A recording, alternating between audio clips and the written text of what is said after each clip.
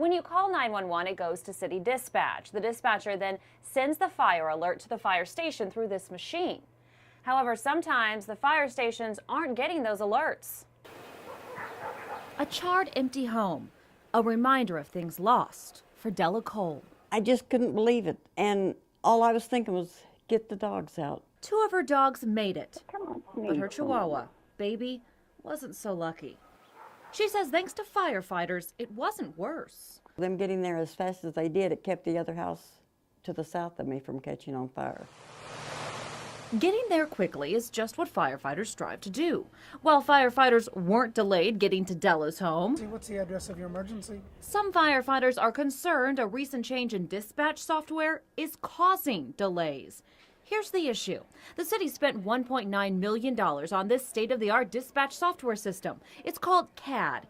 It's by a San Diego company called Tritech. The problem is the new dispatch system has to work with the existing alert system to send out the fire calls. The existing system is almost 2 decades old and is having trouble communicating with the new system. As a result, there's been at least a dozen times when fire stations didn't get alerted through this old system to a call. So dispatchers have to rely on backup systems like phones and radios. From a public safety perspective, it's the safety of our firefighters and the safety of our public. Deputy Fire Chief Stanley Clark says there are safeguards in place. No one's at risk. We have redundancies in place to take care of it if something fails. The 2 News investigators went digging and found that this entire issue could have been avoided. We pored over the city's 229-page software contract for the dispatch system. It turns out the city of Tulsa only bought part of the system 3 years ago. That's the problem, is we didn't buy all the components that we needed to. Police emergency, what's the address of your emergency? The city purchased this computer software that helps police, fire, and medical communicate with each other, but the city didn't buy the technology to replace the old alert system or the GPS component, which would have given firefighters turn-by-turn directions and dispatchers the ability to know where fire trucks are at all times. Tritech told me that if you guys had the GPS, it would work a lot better. That's right. That's right. So is that factoring in at all? That's the mobile piece we were talking about. So not to me, it doesn't matter, because we spec'd a system and they installed a system. So it should work.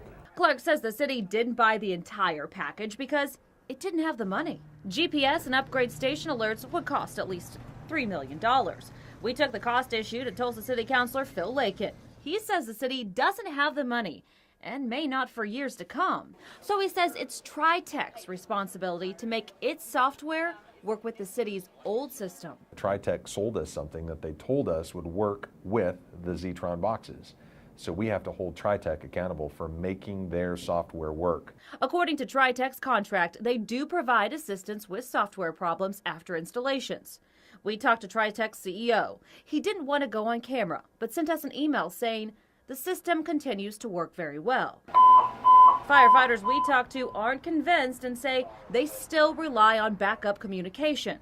The one thing everyone agrees on, it needs to work. It's better to rely on computer systems that are supposed to work flawlessly. The fire union president says that so far there have not been any serious problems as a result of those delays, but he says there's no guarantee until the system is completely fixed. We'll continue to track the progress of the system. Marla Carter, 2 News works for you.